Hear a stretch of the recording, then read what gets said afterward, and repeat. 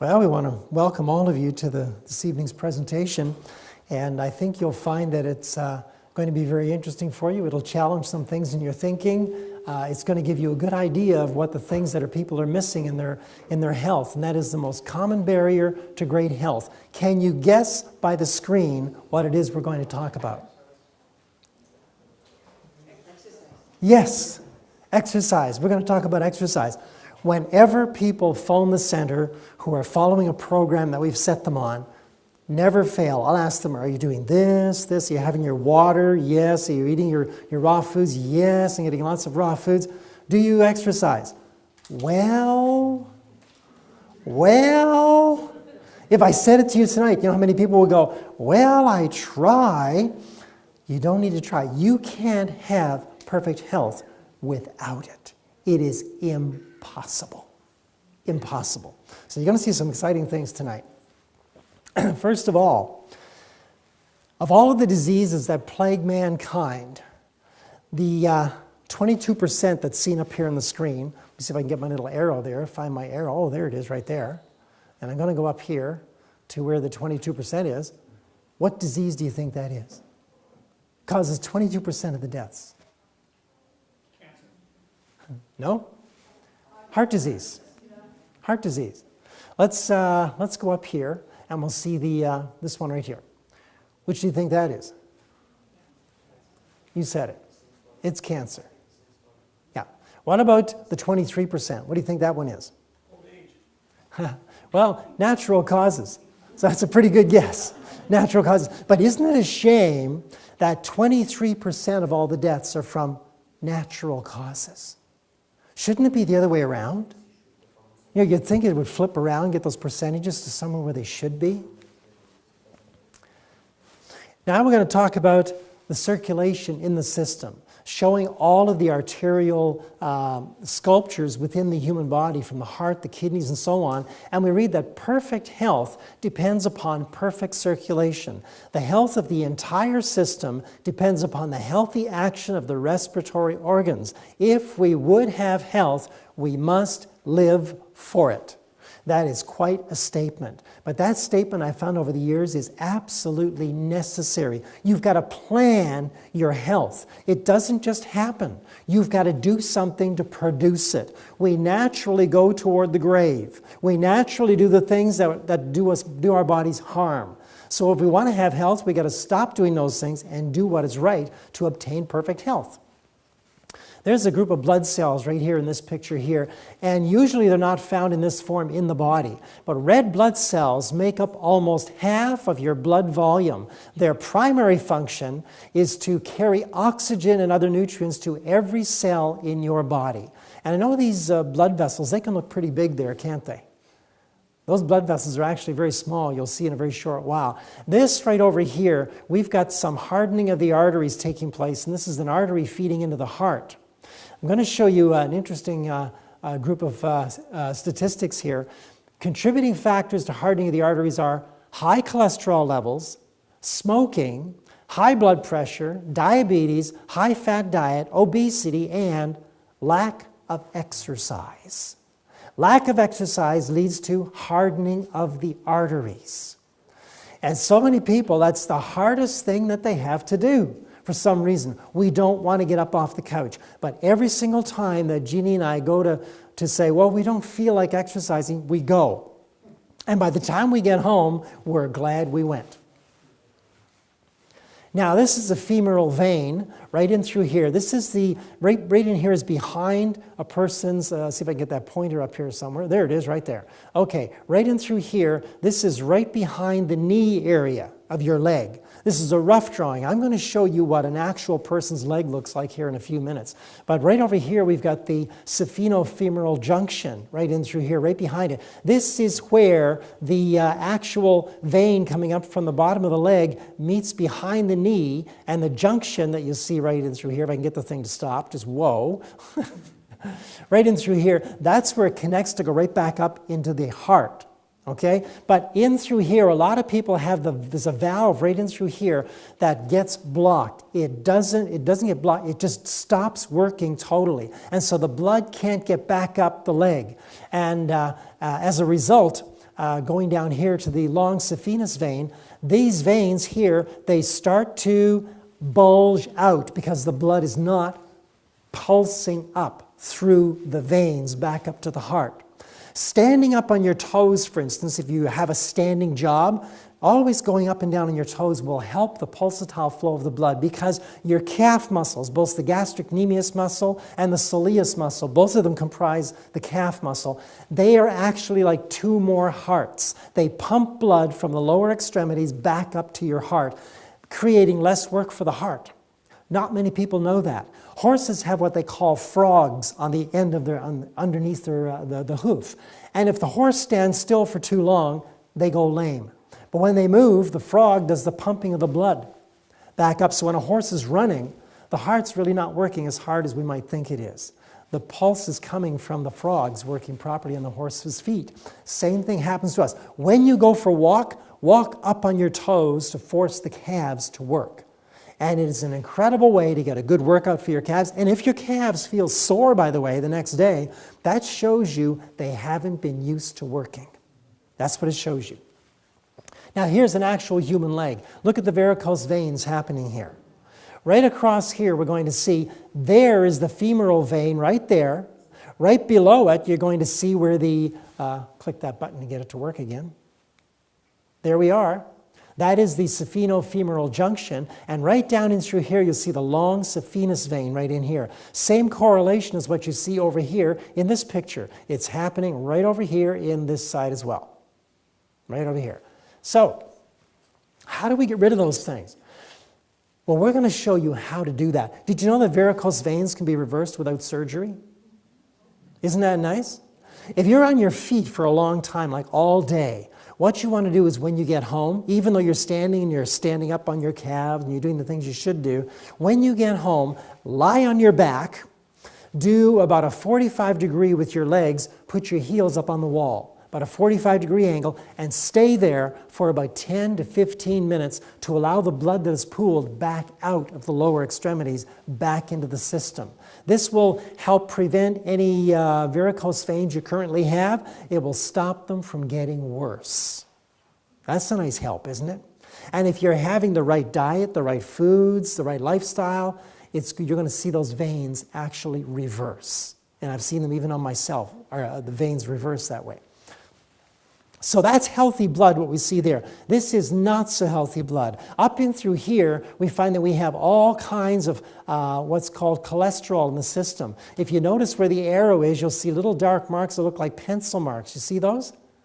Yeah, well that is actually cholesterol chains. That means the liver is not functioning properly. All these cells you see up here that are all joined together, kind of like the Michelin Man, that shows that the liver is not breaking fat down properly. And over in here, just down this way a little bit, get used to this pointer system we have here. Right in here, you see this little line right here, right there? That is a parasite. And this is a picture I took. This is a parasite. It's about to enter that red blood cell right there.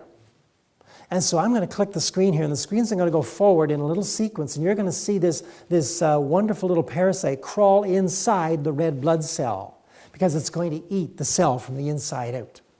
Just keep your eye on that. You see that? Isn't that amazing?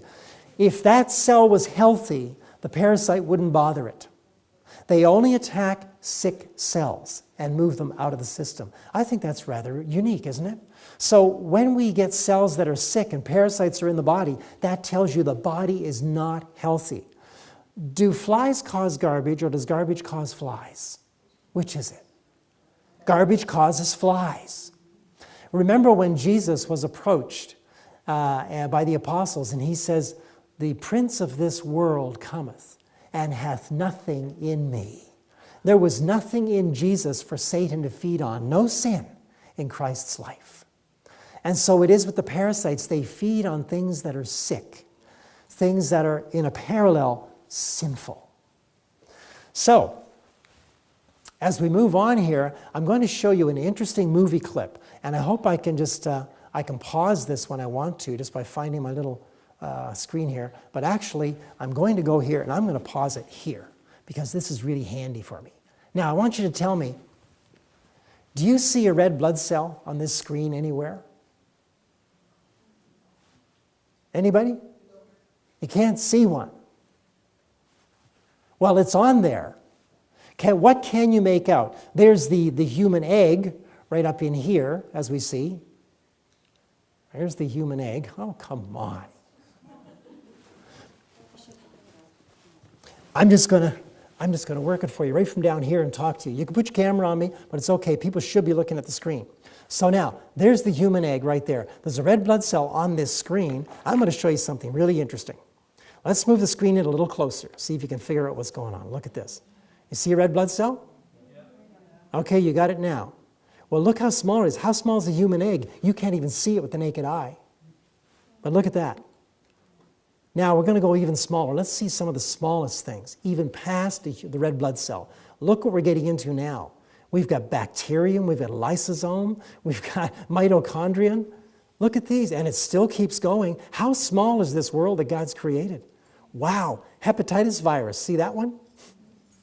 And we still keep going. Look how small these things are. This is all in ratio, by the way. There's an antibody, there's tRNA.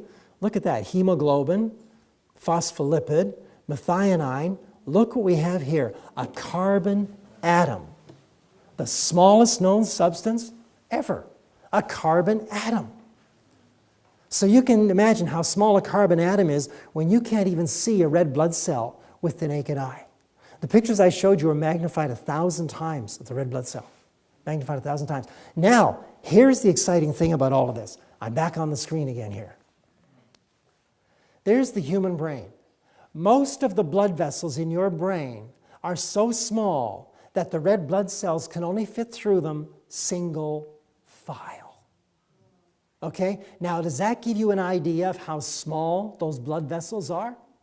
It's incredibly small. Now, if your blood is stuck together in clumps, like I showed you on that picture with the parasite coming in, how are those red blood cells going to get into all the small areas they need to get into so your brain will function perfectly? It won't happen. And then what happens? Foggy thinking. Memory starts to disappear. Depression enters in.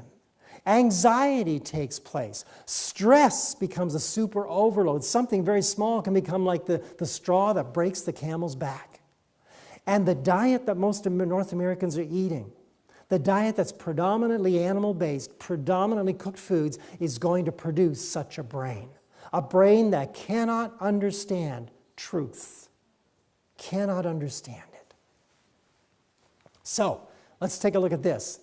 Cells sticking together. Good picture. How does the brain get fed with these things?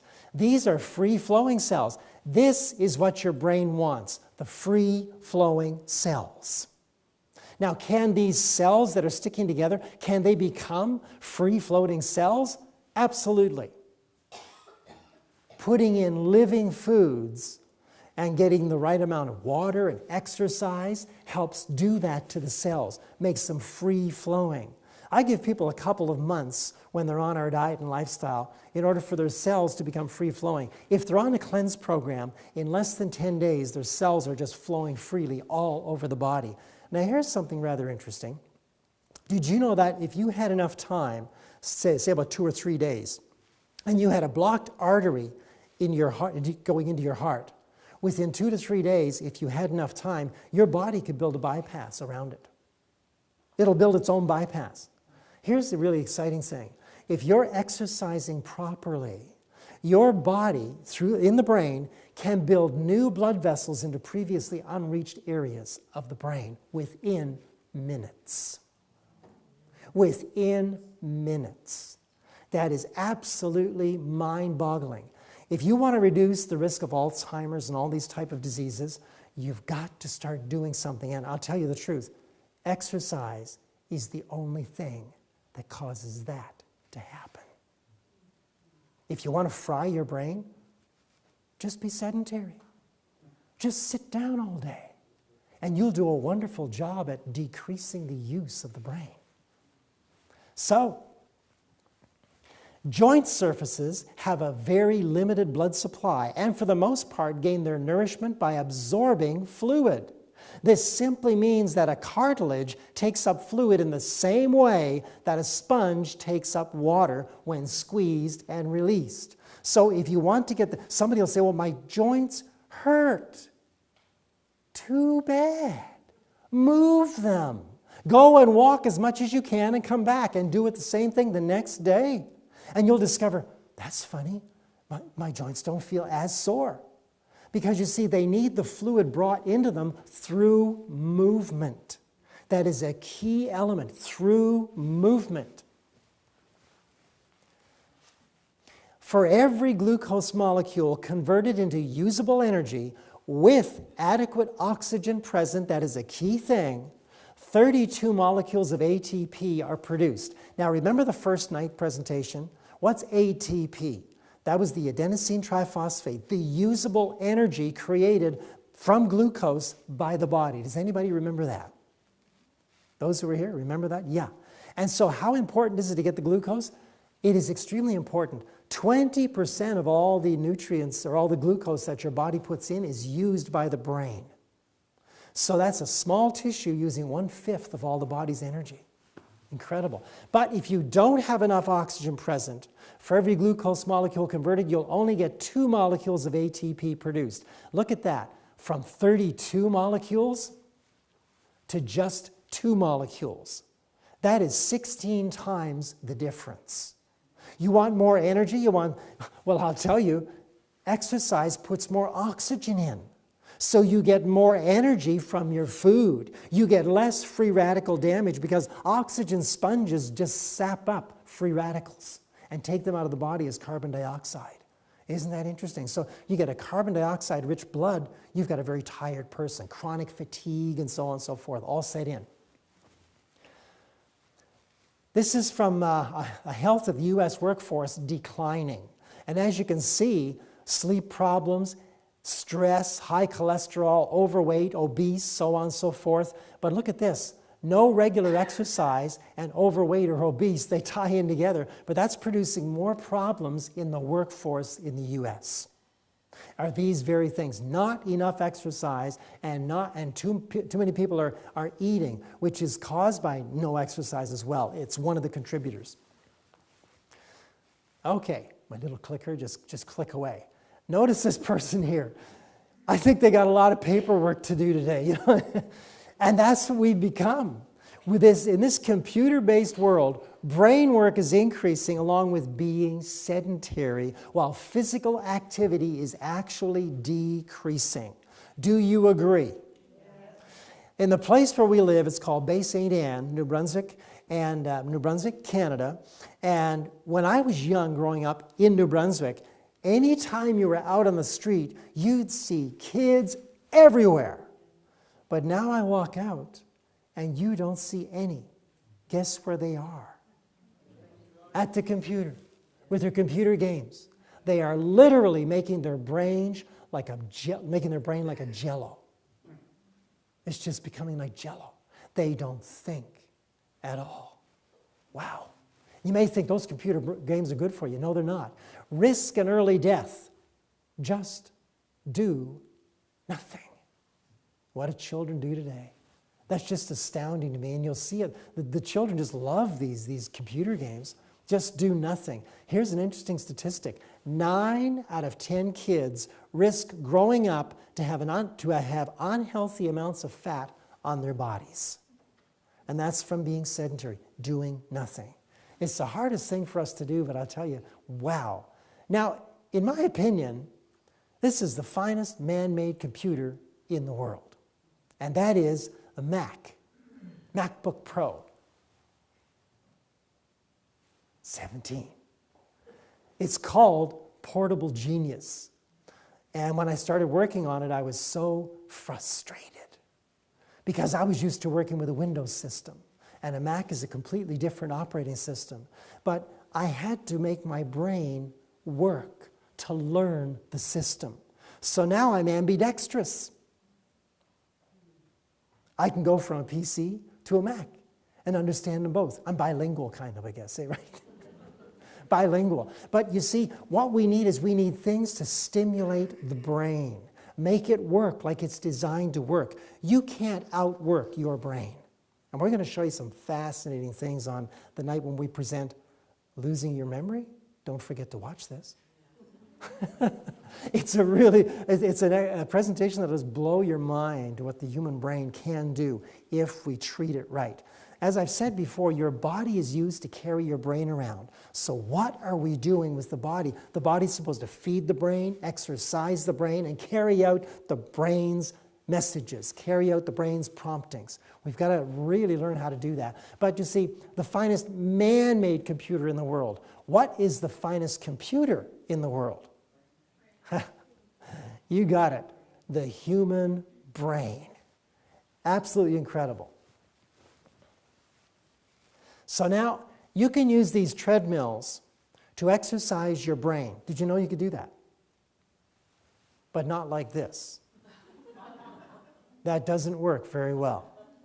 It'll take incredible balance to stay on the thing. If you're doing that, you may get a job with Barnum and Bailey Circus someday, but it won't do a thing for your brain. But there is better ways to do it. Exercise facts, you're going to see how. Exercise protects brain cells against toxins and free radicals by bringing more oxygen into the system. Also, it repairs DNA to help protect against programmed cell death. When a cell is not made properly, the body will destroy it. Eventually. Early cell death, they call it. So when damaged DNA is repaired, and your body through the right diet and lifestyle will repair damaged DNA, it stops these cells from being built incorrectly. They're built correctly, and now they have no longer programmed cell death. Fascinating, isn't it? So you want to live longer? Exercise. Exercise reduces the risk of cognitive impairment and dementia due to Alzheimer's disease by about 50% in persons over 65. What do we see in the homes for the elderly? Are they made active, or are they sitting down all the time? And how many times do they eat a day? Usually 5 to 7 times a day, in between meals when they shouldn't be, and they're sedentary. And I used to do music sometimes. You'd go into these homes for the elderly to sing some Christian hymns for them, and the places were so hot, I couldn't believe it, and there'd be people sitting there with a blanket around them. They were chilled, and they were sweating. I said, well, there's something wrong with this picture. There's just something wrong. If they just make them get outside and shovel snow, they'd warm up. If they'd feed them only 2 meals a day, they'd liven up. Their system wouldn't be exhausted from all that food they're putting in when at that age they really don't need it. Young children, you need 3 meals a day, growing child. A hardworking man may need 3 meals a day, but as a rule, adults don't need 3 meals a day. Not at all. And if you do, your third meal should be a small meal. Also, exercise does this. Come on, button. There we are. Preserves mental abilities after age 70. Notice that? Preserves. That means they stay with you. You don't get so you can't remember so-and-so, and who's that over there? Oh, yeah, it's who's. Your brain remains sharp.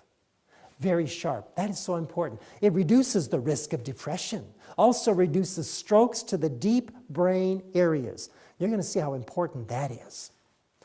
Also, exercise actually stimulates what is called neurogenesis. In other words, the ability of the brain to generate new neurons. That means you're going to get a better brain. Your brain is going to build neurons, which are the little connecting centers for your thoughts, for your actions. You're going to get better. Isn't that amazing? Also, when laboratory rats exercise, research shows they generate new neurons in the frontal lobe and hippocampus, which survive for about 4 weeks and then die off unless they are stimulated. What does studying do? Stimulates you. What does doing a crossword puzzle do? Stimulates you. Stimulates the brain. Conversation with somebody about subjects maybe you don't know, you're sharing with somebody, stimulates the brain. Stimulates the brain. Exercise exerts a protective effect on hippocampal neurons that lasts about 3 days. Exercise increases the chemical nitric oxide, which helps keep blood vessels walls open and round. varicose veins, you need to exercise because the nitric oxide, which is necessary, will be made. In fact, in your brain, when you exercise properly, it produces a substance that actually makes your brain really work very well. And we're going to get into that on that night I told you about. So now, this is Dr. Daniel Amen, and he has done a tremendous amount of research on the human brain. One of the things he discovered is this: the most effective way to make blood flow pulse through arteries is through exercise. Over a period of years, these strokes accumulate, these little tiny strokes that happen, they accumulate in the deep brain areas Over a period of years, these strokes accumulate and cause these deep brain areas to stop working. The deep brain areas control leg movements, coordinated body movement, and speed of thinking and behaving. So there's miniature strokes happening. Anybody heard of that in anybody that you've known? Maybe you go to the doctor and the doctor says, you've had 6 mini strokes this year. The electrocardiogram shows this. Well, how did they happen? The doctors can't tell you how. They know they do happen. But I'm here to tell you, sedentarianism. That's different than vegetarianism. Sedentarianism causes these deep strokes to the deep brain areas. Wow. Without pulsatile flow, the blood vessels in the deep areas of the brain distort and limit blood flow, increasing the chance of tiny strokes. How important is exercise? You know something? You could leave this meeting right now and know exactly you better exercise, right? If you want to have a healthy life, a healthy brain. But there's still lots more to come. Exercise affects your heart. The person who is physically inactive has chosen the same level of increased risk of heart disease as smoking a pack of cigarettes a day. Physically inactive. Really asking for it. How does exercise help heart disease? It lowers blood pressure, which is a major risk factor for heart disease. Increases good HDL cholesterol that transports fat away from the arteries and back to the liver for processing. It may reduce levels of bad LDL cholesterol that can form fatty deposits in the arteries and contribute to heart disease. Pretty important thing, I'd say. Exercise improves circulation by preventing blood clots that can lead to heart attack and stroke. Also, increases fat loss. Exercise also helps weight loss. It builds muscle mass and it reduces stress by releasing feel-good hormones called endorphins. Want to feel good? Exercise. It's so simple, isn't it? A little child can understand this, but can you see how many of you out here, you could raise your hands and tell me, how many have a regular exercise program? Aha! So few. So few. How many people's brains are working right? No hands are going up. What's going on out there? I should have put mine up. It's working right. Okay. Manuscript Releases, Volume 3, page 366. Then there is the lift cure.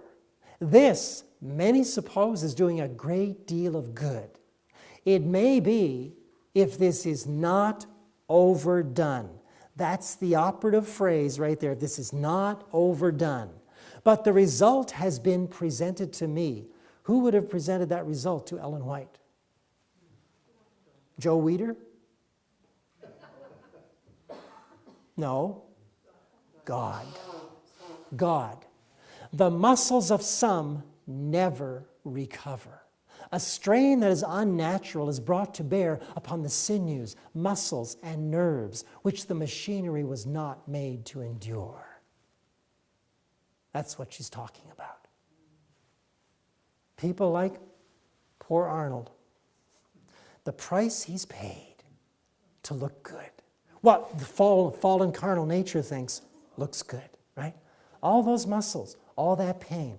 You know, I had a friend who worked with me once in a place. This man was, I think he was about 6'6", 300 pounds, and his waist was about 40 inches. 25-inch upper arms. Massive.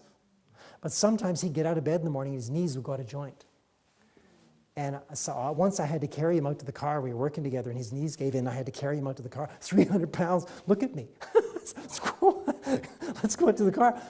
But I did it. He couldn't believe it. This little skinny guy is carrying him out to the car. But you know what? The exercise, the right diet and lifestyle actually increase strength. Muscle strength is not found in the muscle themselves. Muscle strength is found in the tendons which connect it to the bones. Take a look at ants. They can lift 50 times their own weight. They have no muscles. Isn't that fascinating? Does God need muscles to make people strong? No. He is so unlimited in his abilities. Does he need oxygen for us to live? No. Take a look at the box jellyfish. No lungs, no heart, no blood, no brain. How does that thing live? Most poisonous creature on the earth. You're dead within minutes of a very, very painful death. Box jellyfish, scientists can't even figure it out. Isn't that amazing? God doesn't need breath for us to live. He could make us live without breath. He is absolutely incredible. But does he need us to follow laws in order for us to come under the rule of life with him, or the laws of life? Absolutely. You know, in following the laws of life and in learning them, we realize our dependence upon the most brilliant being that ever could be. We realize his love for us in the laws he gave us. Now, physical exercise, you can vary it. Do all kinds of things. I've just put a few up here on the screen, but there's many different things. If you're going to go skiing, oh boy, BC is a place to do it, isn't it? I wouldn't recommend to the average person that you do that kind of skiing. This is kind of thrill-seeking right here. But there's lots of it. There's downhill skiing that's nicely done. There's cross-country skiing, which we could do more of in New Brunswick than you could in BC, I think. We got some great trailways to the park. But the point is, the exercise is the activity of exerting your muscles in various ways to keep fit. Tell me something. Does this young woman up here, not this one off at the ski slope, but this one right over here, does she look happy? Look at that sunshine. People in BC are really happy when they see the sunshine. Tongue in cheek there, right? A lot of rain out here, I know that. Okay. So now let's just take a look at this. When's the best time to exercise? The best time is upon rising before any food has been introduced into the body. This is a view from our back porch out in Bay St. Anne. That's a lie. I wish it was. But we have beaches in New Brunswick that are just like this, and they're not far from us. And we go walking there. One of them's 13 kilometers long, all sand. And Jeannie and I, the beach right out by us is about 5 minutes away, and we drive down there, and it's 6 kilometers out to the lighthouse. And there's nobody there. And when the fog comes in, and it's early in the morning, and you go walking out there, one day we were walking, and it was almost as if you could just have a one-on-one with God. The whole world was stopped. Wasn't it nice, sweetheart? Oh, I tell you, I felt so invigorated, so happy to have that place to walk. And then you hear the and it just echoes across the ocean. Foghorn going. And it's just, to me, it's a haunting beauty that just draws me to where it is. And the air coming off the ocean is negatively charged air, unpolluted mid-Atlantic fresh air. And so at the Cleanse Center, all we breathe in. And when we get off the plane in Vancouver, I hold my nose. It is so hard to breathe in the fumes from factories and everything. Oh, it's just unreal. It'll be nice to get back to the fresh air. But it's nice. I'm glad to be here where we can do things that can actually help people to have a better life. So for Jeannie and I, it's worth going through the smog and the pollution just to be able to deliver a message, just to be able to give it to you. Now, Counsels on Health, Ellen White said this: the chief, if not the only reason why many become invalids is because the blood does not circulate freely. And the changes in the vital fluid, which are necessary to life and health, do not take place. The exercise moves the blood in and out of the tissues very well. If you exercise in the morning, before food is introduced into the system, your liver puts out glucose into the system, causing a freer circulation of the sugars, and as a result, when you have breakfast, you won't eat as much. Your body will burn off fat a whole lot better. Kind of interesting, isn't it? Well, now I'm going to get Jeannie to come up here and share with you some of her research into the exercise, and I'll tell you, it's exciting what she's found.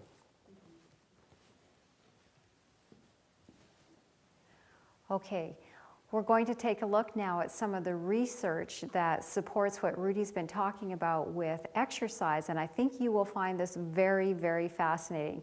A lot of this just was so incredible when I came across it, and I thought it's so amazing what we have the opportunity to find out now. So let's look at some of the research that is out there on exercise. I want to share with you some of research that's been published in the Proceedings of the National Academy of Science, and that shows, if we get this to work here, that exercise reduced or eliminated almost every detrimental effect of aging in mice that had been genetically programmed to grow old at an accelerated pace. Now, I want to show you the details of this study that took place. It was done by Dr. Mark Tarnopolsky. He's from McMaster University. And in this experiment, Dr. Tarnopolsky and his colleagues used lab rodents that carry a genetic mutation affecting how well their bodies repair malfunctioning mitochondria, which are tiny organelles within cells. If you remember on the little video clip that Rudy was showing you, the size of the red blood cell, and when he zoomed in, do you remember seeing the mitochondria? Very tiny, much smaller than a red blood cell. So these mitochondria, actually in our bodies and in the bodies of the mice, these mitochondria go through changes, and we'll just see this here. Mitochondria have their own DNA, which is distinct from the cell's own genetic material, and they multiply on their own. But in the process, mitochondria can accumulate small genetic mutations which under normal circumstances are corrected by specialized repair systems within the cell. Over time, as we age, the number of mutations begins to outstrip the system's ability to make repairs, and mitochondria start malfunctioning and dying. That's actually sort of at the cellular level of how we age. That's how the aging process takes place. So over time, these mutations are actually outstripping the cell's ability to correct them, and that's the process of aging. So what happened with these mice, the mice that Dr. Tarnopolsky and his colleagues used, they lacked the primary mitochondrial repair mechanism, that little mechanism that works to repair the mitochondria.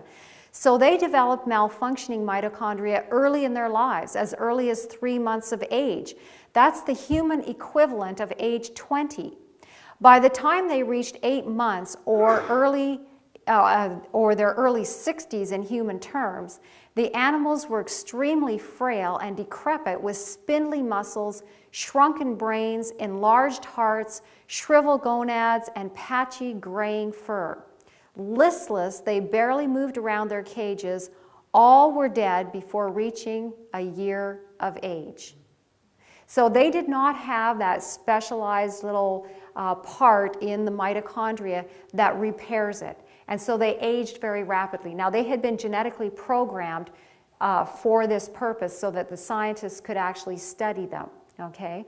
But all of them were dead before reaching a year of age, except the mice that exercised.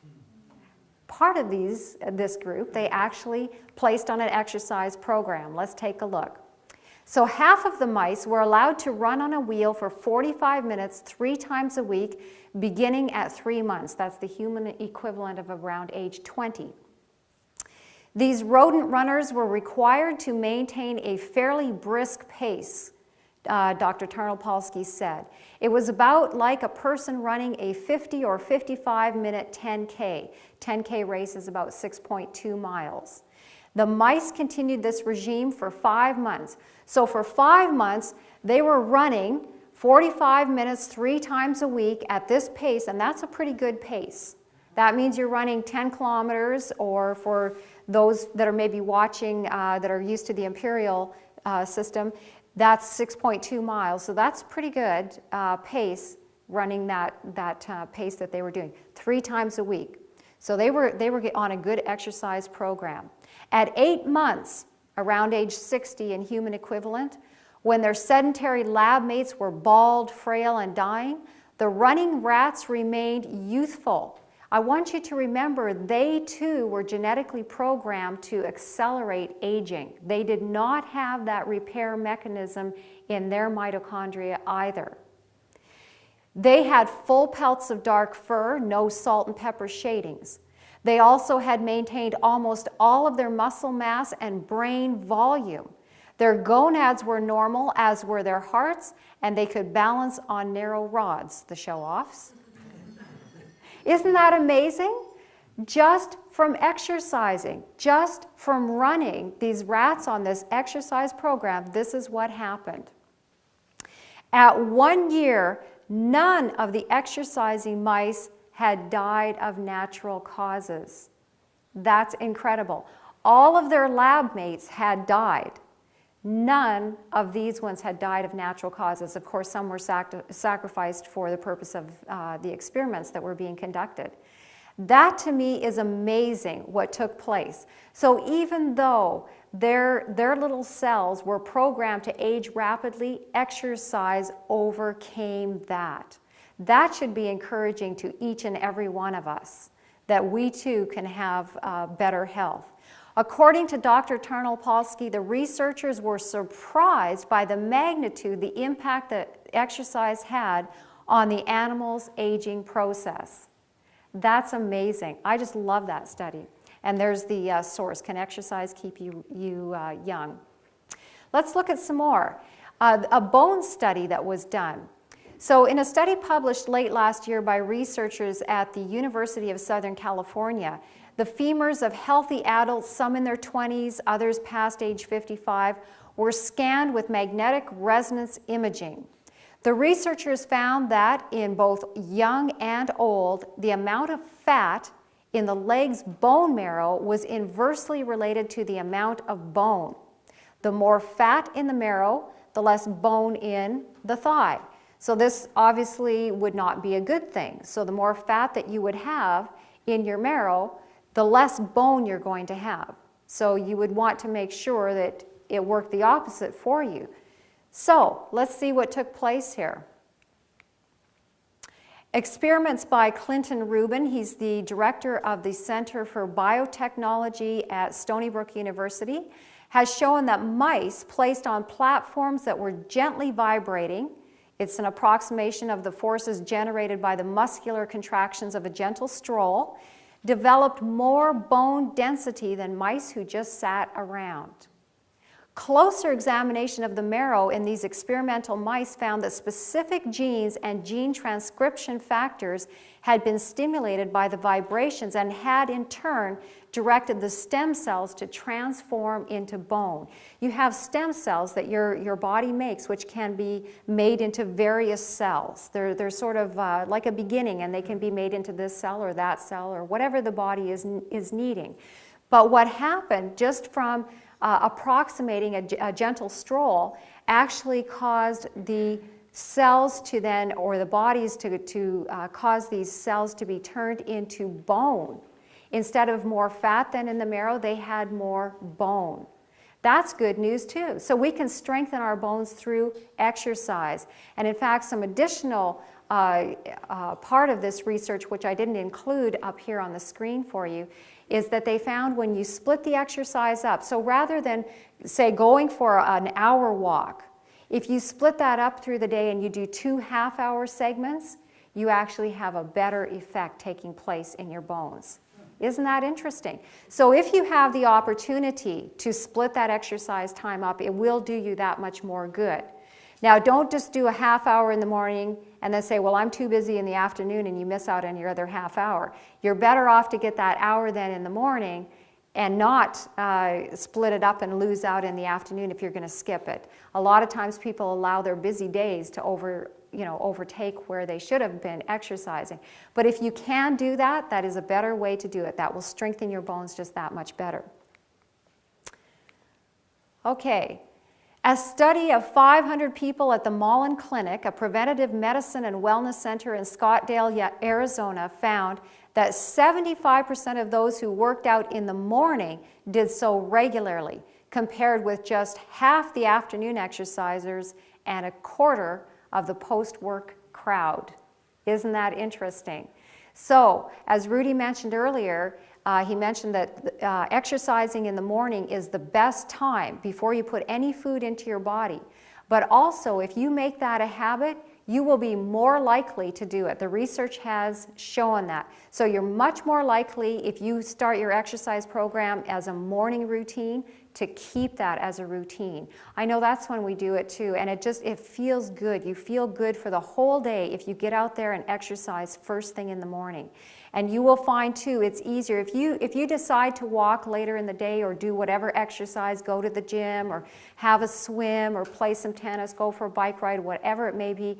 If you decide to do that later in the day, chances are that things are going to come in. Your day is going to get busy.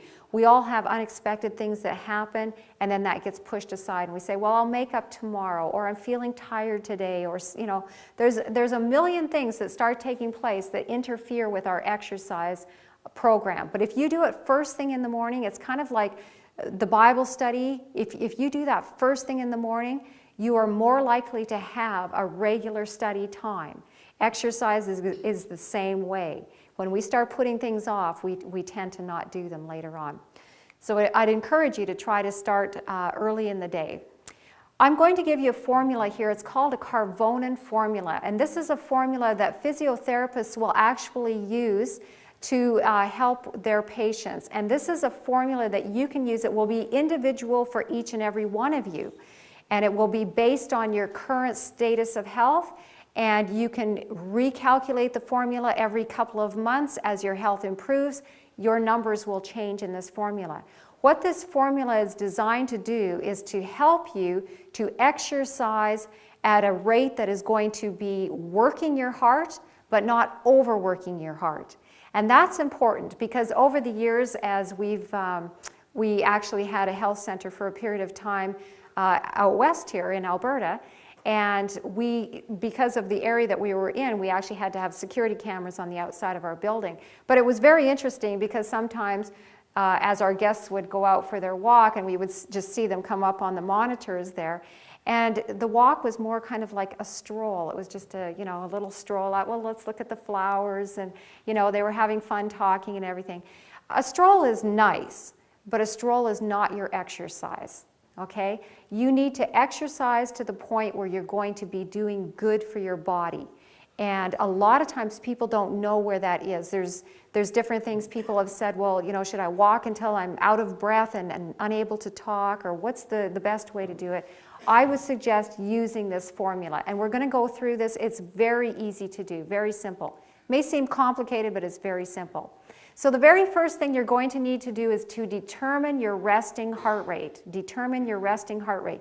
So you can take your pulse wherever it's easier. Some people find it easy to take on the neck. Some find it easy on the wrist. Whatever is easiest for you. What I like to recommend is take your pulse at the same time for 3 days in a row and take an average.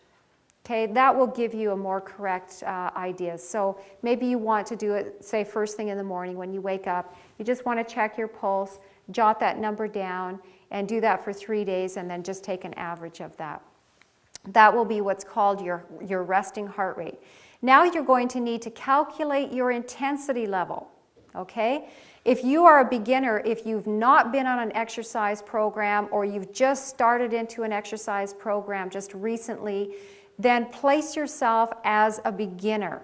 And I might want to say here too, if you are unsure, if you've not been on an exercise program, it may be a good thing for you to actually go to your doctor, just have a checkup, make sure that there's nothing that's going to interfere with you getting onto an exercise program. But for most of us, there's nothing that's going to interfere. And so we need to get ourselves onto a good program. So if you're a beginner, you're going to be somewhere in the 50 to 60% area, okay? Average fitness level, this is someone who's been on a program. Maybe you've been on a program for, you know, the last 8, 10, 12 months, something like that. You've worked your health level up, so you may be in that level. High fitness level, this would be reserved more for those who their job is maybe a fitness instructor, an aerobics instructor, something like that, where every day this is what they're doing for hours every day, and so they have maybe a much greater fitness level. So very few are going to fall into that category. Most of us will be in one of the first two categories, okay? This is the actual formula. You can write this down, and then we're going to go through a sample. I'll just put some numbers up there and you'll see how the formula actually works. So take the number 220 and subtract your age. 220 and subtract your age. From that number, you subtract your resting heart rate. So the resting heart rate that you got in the first step, you're going to subtract that from that number that you ended up with. Then you multiply that number by your intensity level. So if you're a beginner, you'd be multiplying that around 50 or 60%, or maybe up into average around 70%. And then you're going to add back on your resting heart rate. Okay? Now this may seem complicated, but we're going to go through and we're going to see how this works, and you'll see it's very simple to do. Very, very simple to do. The number that you're going to end up with is what's called your maximum training rate. That'll be your maximum training rate, and I'll explain what that means here shortly.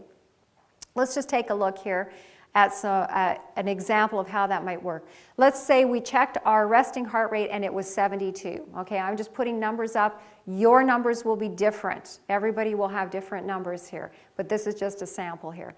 And let's just say we were a beginner. We're just going to start on an exercise program, so we're in the beginner category. And let's just say that our age is 40, okay? So if that was the numbers that we came up with, and all of you will have different numbers, then this is what it's going to look like. First of all, we're going to take the number 220 and subtract our age. Our age was 40 for the purposes of this, and that gave us 180. Then from that number, from 180, we're going to subtract our resting heart rate. In this sample, it was 72.